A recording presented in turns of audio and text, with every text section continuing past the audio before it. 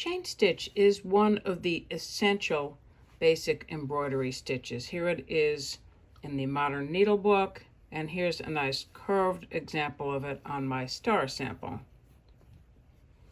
So to make it, I've come up from the back, and first I'll show it right-handed.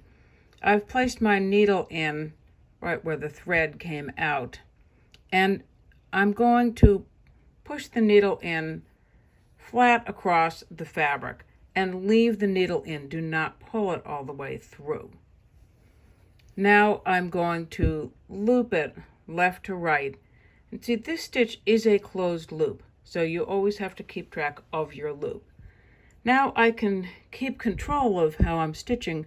Notice how I'm putting my thumb here to hold things in place. So even though I'm stitching right-handed, we've got 10 fingers and 2 hands, so use your offhand to control how the thread is going. Again, I can use this thumb to position the thread where I want it for the next stitch.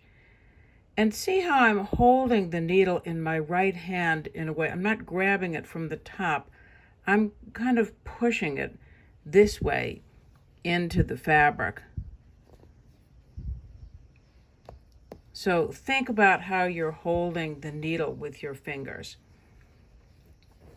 So all I'm doing is each time I make a stitch, I've completed one stitch, I come up inside the next one, just right in this spot at the end of that chain, so that I can make the next chain. And that's how they chain together. Now I love chain stitch because it's so ambidextrous.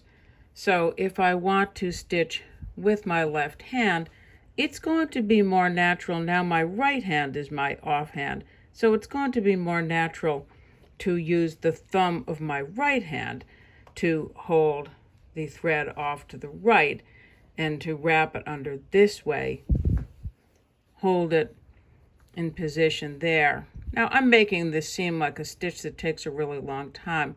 Of course, this is a very quick, fluid stitch when you're actually doing it.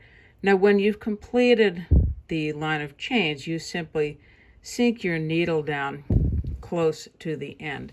So that is showing it stitching bottom to top or going away from you. Some people like to illustrate it and stitch it this way, which is also fine. It's the exact same stitch, stitch top to bottom. It's the same principle. I'm coming into this hole, the needle is going flat against the fabric, the thread is looping underneath, and the needle is coming through. Sometimes you have something in a frame that's not moving, and it's just easier to stitch it this way. You don't want to have to kind of walk around the whole frame. So it's good to know how to do it in any direction.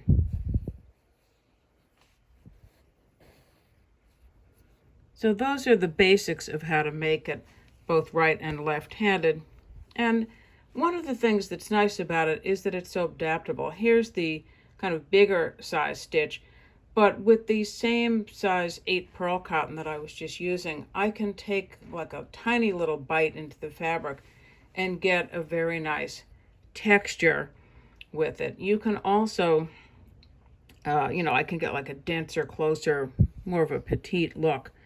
You can also take a contrast thread, as I've done here, and just come up inside each chain and just add a little pop of color just by making a straight stitch inside each one of those. The thing that I really love about chain stitch is how naturally it curves. It's very easy. It's just a graceful stitch that you can easily curve just by the way you position your needle on each stitch.